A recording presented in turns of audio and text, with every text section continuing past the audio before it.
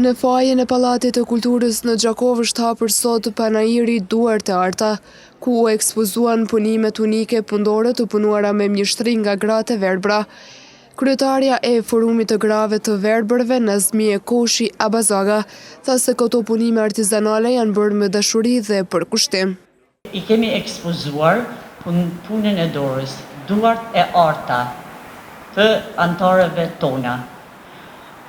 Në këtë panair kanë marrë pjesë, kanë punuar diku 12 antare të vullnetshme, të mira, me duart të tyre të arta, ku i kanë thurë të gjitha këto punime të dorës.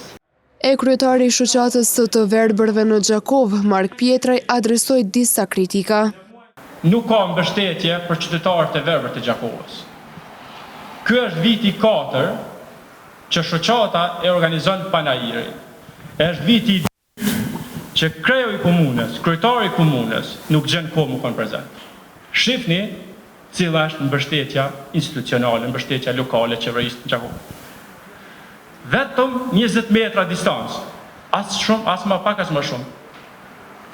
Nuk e shet të arsyeshme kryetari i komunës Gjakovës me ardhë e mjanshu një sy këtyre krijime të jashtëzakonshme, të cilat janë të ekspozuara në panairin Duart e Arta.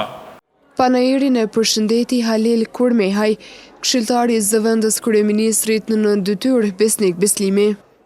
Duam ju përgëzu të gjithëve për miratimin e rregullorës për funksionimin e Komisionit Mediko-Social, i cila për herë të parë do të zhduk rivlerësimin, përkatësisht vlerësimin e personave të verbër të cilët nuk e dallojnë dritën nga errësira.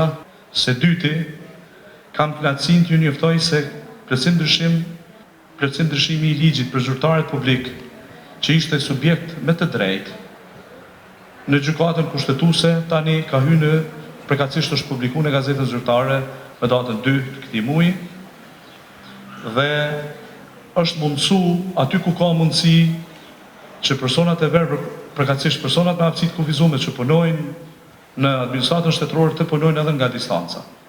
E dekani i Fakultetit të Shkencave Sociale në Universitetin Femi Agani tha se të verbërit në këtë institucion kanë hapësira për punë.